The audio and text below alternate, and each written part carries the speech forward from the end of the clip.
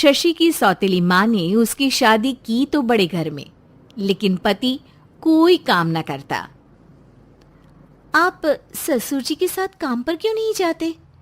अब हाँ जाऊंगा, लेकिन कल से। आज जरा मैं दोस्तों के साथ घूमने जा रहा हूँ। शशि के 2 बच्चे होते हैं, लेकिन रमेश का हाल वैसा का वैसा ही रहता है।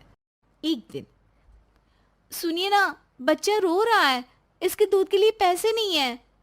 अरे तो पिताजी से ले लो ना। क्यों? अगर आप में कमाने की क्षमता नहीं थी तो शादी क्यों की? तभी घर आई बड़ी ननद बोल पड़ती है। आहा हा हा, तुम्हारी माँ को साफ साफ कह दिया था कि लड़का ना कमाता है ना कभी कमाएगा। हम 4 बहनें हैं इसका ख्याल रखने के लिए, और पिताजी का इतना सारा पैसा, तुम्हें किस चीज की कमी रखी है? लेकिन थोड़े ही सालों में तकदीर बदल जाती है। शशि का ससुराल गरीब हो जाता है। सब बिकने के बाद शशि अपने पति, बच्चे और सास के साथ किराए के मकान में आ जाती है। मैं कोई नौकरी करना चाहती हूँ दीदी।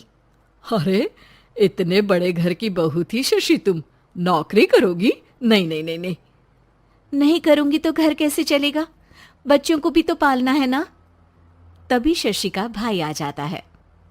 शशि, ये ले राशन का सामान।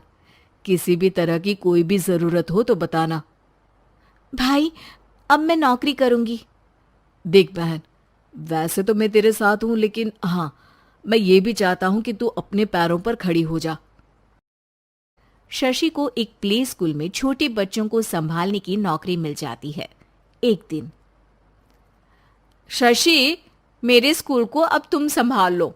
मैं कुछ दिनों के लिए अपने बेटे के पास जा रही हूं। लेकिन प्ले स्कूल अकेले मैंने कभी नहीं संभाला है। अब ये सब मैं नहीं जानती। इतने महीनों में तूने जो देखा, बस पूरे आत्मविश्वास के साथ उसे करना।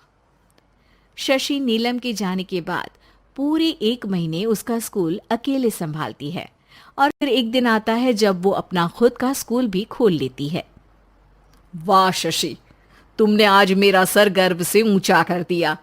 तुम्हारा यही आत्मविश्वास तुम्हें बहुत आगे ले जाएगा। नीलम, बहुत आगे जाने की चाह नहीं है। बस ये छोटा सा स्कूल मेरे बच्चों की अच्छी शिक्षा में मेरी मदद करे, यही मैं चाहती हूँ। शशि थोड़े थोड़े पैसों से ही अपना परिवार पाल रही थी। एक दिन उसके घर उसकी बड़ी ननद आती है। अरे भाभी, घर में कूलर तो लगा लेती। मेरी माँ को कैसे पंखे में लिटा रखा है। अरे तो शशि कौन सा एसी लगा कर सो रही है? वो भी तो यहीं रहती है ना मेरे पास। ज्यादा यहाँ आकर मेरी बहू को परेशान न किया करो। हाँ हाँ, मुझे भी शौक नहीं है इस छोटे से घर में आने का। मैं तो बस ये बोलने आई थी कि मेरे बेटे की शादी है तो ननिहाल का जो नेग होता है वो ले आना। हाँ हाँ, जितना बनेगा कर देंगे, और ना हुआ ना तो वो भी नहीं करेंगे। तभी शशि बोल पड़ती है। अरे नहीं नहीं माँ जी, रीटा घर की बेटी है। उसके ससुराल वाले उससे शादी पर पूछेंगे कि मायके से क्या मिला। रीटा, तुम मुझे सामान की लिस्ट भेज देना। मैं पूरी कोशिश करूंगी कि तुम्हारी हर डिमांड को पूरा करे। अच्छा, मैं खाना लगाती हूँ। शशि ये बोलकर किचन में चली जाती है।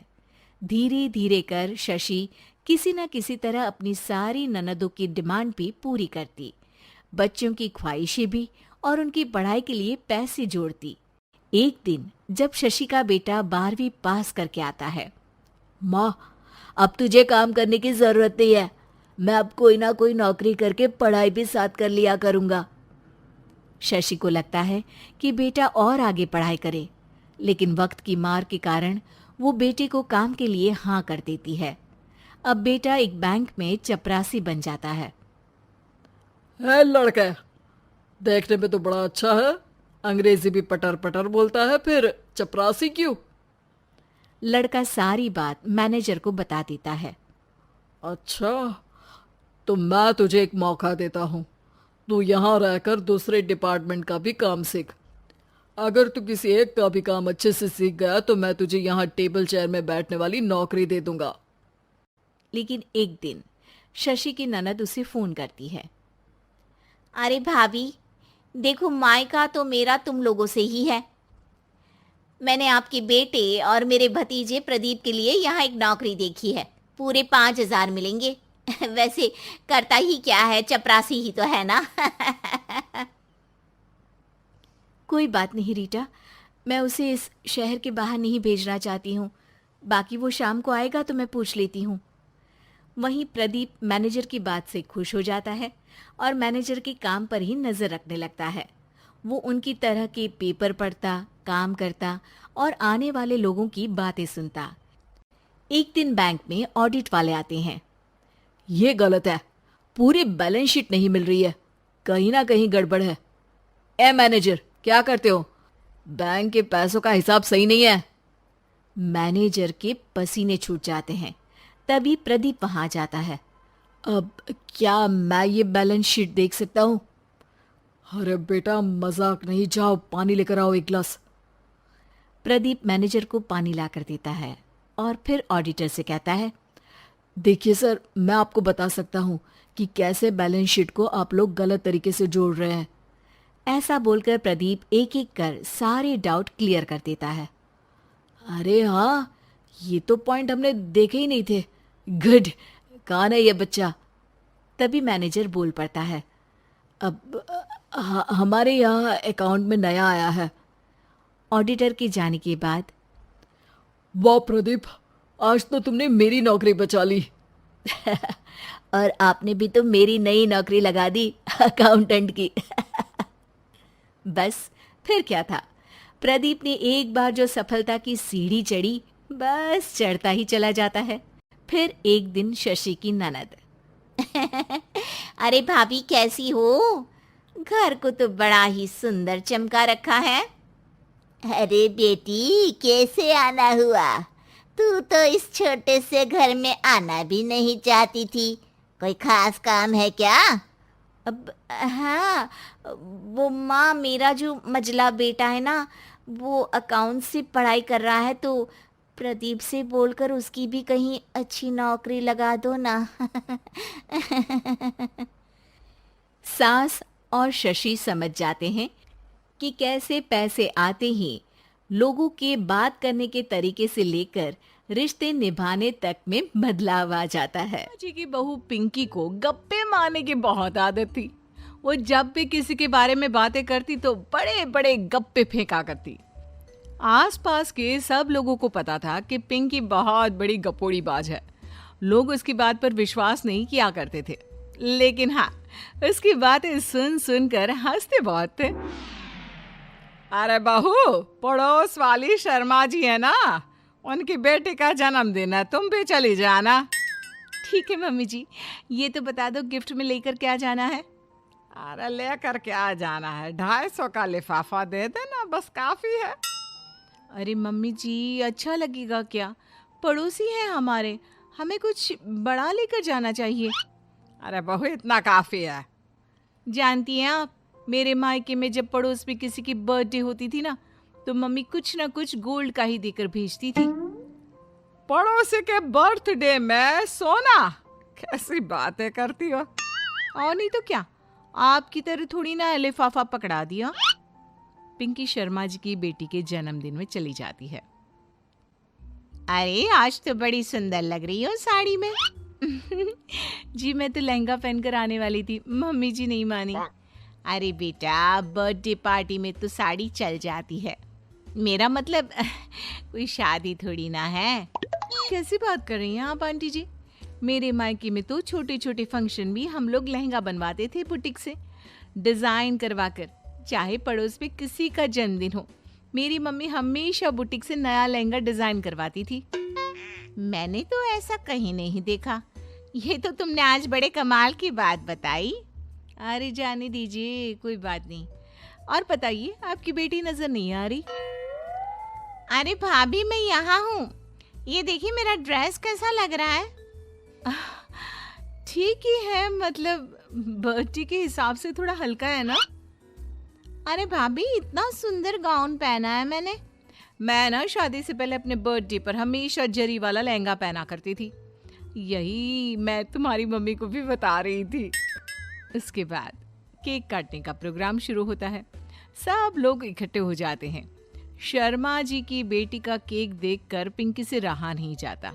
उसके अंदर का गपोड़ी बाज बाहर निकल कर आ जाता है।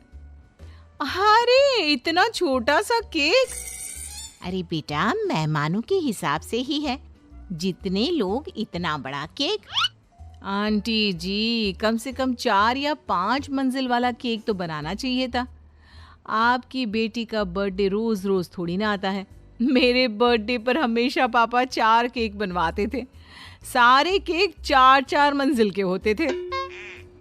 वहां पर सारे लोग उमा जी के मोहल्ले के ही थे और वो पिंकी के गप्पे मारने की आदत से अच्छी तरह वाकिफ थे। इसलिए सब लोग उसकी बात सुनकर हंसने लगे, लेकिन किसी ने पिंकी से कुछ नहीं कहा। एक दिन सुबह सुबह पिंकी ने अपनी सास से कहा, मम्मी जी, मेरे मम्मी पापा मुझसे मिलने के लिए यहाँ आ रहे हैं। अरे वाह, ये तो बहुत अच्छी बात है। उनके आने की तैयारी करो, अच्छा अच्छा खाना बनाओ। वैसे कब तक आएंगे? मम्मी जी फ्लाइट से आ रहे हैं, कल शाम को 4 बजे की फ्लाइट है। फ्लाइट? लेकिन बेटा तेरा मायका तो यहाँ से 2 घंटे की दूरी पर है। तेरे मम्मी पापा फ्लाइट से कब से आने लगे? अरे मम्मी जी, आपको पता नहीं है, मेरे मम्मी पापा ना आधे घंटे की दूरी के लिए भी फ्लाइट का टिकट बुक करवाती है। अरे गप्पे थोड़े कम मारा करो बहू। कोई फ्लाइट से तब आएगा ना जब यहाँ पर एयरपोर्ट होगा। तुम्हारी मम्मी क्या उड़ कर आएगी घर में? अरे हाँ मम्मी जी, मैं तो भूल ही गई थी। वो क्या ना, मेरे मम्मी पापा हमेशा फ्लाइट से ही ट्रैवल करते हैं, तो मेरे दिमाग से ही निकल गया था। अगले दिन पिंकी के मम्मी और पापा पिंकी से मिलने के लिए उसके घर आते हैं। आइए आइए जी, आपका बहुत बहुत स्वागत है। और समदन जी, हमारी बेटे की कोई शिकायत तो नहीं ना? ठीक से संभाल लिया है ना आपका घर? अरे मेरी बहू बहुत समझदार है, घर का काम बहुत अच्छे तरीके से करती है। बस थोड़ा ज्यादा बोलने की आदत है उसे, आपको परेशान करती होगी ना? बात तो आपकी सही है, उसकी थोड़ा ज्यादा नहीं बहुत ज्यादा बोलने की आदत है। लेकिन कोई बात नहीं, आपकी बेटी दिल की बहुत अच्छी है, बस थोड़ा बोलती ही तो ज्यादा है। पिंकी बेटा इधर आओ, देखो तुम्हारे मम्मी पापा आए हैं। तुमने इनके लिए खाना तो बना लिया ना? वो क्या है ना मम्मी जी, आपसे एक बात कहनी थी। हाँ हाँ बोलो बहू, क्या बात है? डरने की कोई जरूरत नहीं। वो मम्मी जी, मैंने सोचा मम्मी पापा आए हैं तो खाना बाहर से मंगवा लेती हूँ। अरे कोई बात नहीं बेटा, वैसे भी तुम किचन में काम करने लग जाती तो अपने मम्मी पापा से बात कब करती। बहुत अच्छा किया। अब तुम अपने मम्मी पापा के साथ बैठकर आराम से बात करो, मैं अंदर जाती हूँ। शाम का वक्त जैसे ही दरवाजे की घंटी बजी, 3-4 लोग हाथों में खाने के बहुत सारे पैकेट लेकर उमा जी के घर पहुंच गए। अरे भाई, कौन है आप लोग? लगता है गलत पते पर आ गए। नहीं नहीं माँ जी, हम तो खाने का ऑर्डर डिलीवर करने आए हैं, यहीं से बुकिंग मिली थी।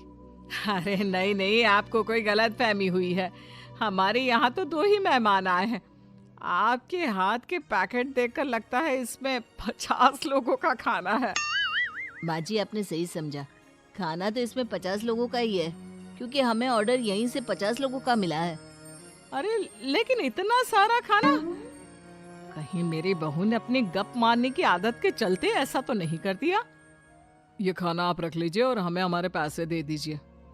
अच्छा, वैसे कितने का बिल बना है? ज्यादा नहीं, बस 10,000 दे दीजिए। उन लोगों की बात सुनकर उमा जी पिंकी को आवाज देकर वहां बुलाती है। जैसे ही पिंकी वहां आती है, खुश होते हुए उन लोगों को वहां पर खाना रखने के लिए कहती है। अरे इतना सारा खाना क्यों मंगवाया बहू? अरे मम्मी जी, मैंने आपको बताया तो था, मम्मी पापा आए हैं तो मैं खाना बाहर से मंगवा रही हूँ। ये बात सही है बेटा, लेकिन 2 लोगों के लिए 50 लोगों का खाना? अरे मम्मी जी, कुछ कम पड़ जाए तो अच्छा थोड़ी ना लगता है, और मेरे मायके में तो ऐसा ही होता है, एक्स्ट्रा खाना मंगवाते हैं हम लोग। तभी पिंकी के मम्मी और पापा वहां पर आते हैं।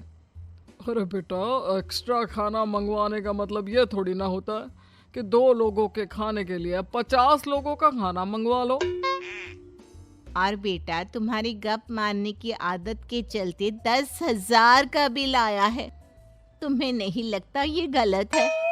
देखो बहू, बढ़ा चढ़ाकर बातें करना अपनी जगह, लेकिन इतनी बड़ी बड़ी फेंकना भी गलत है ना।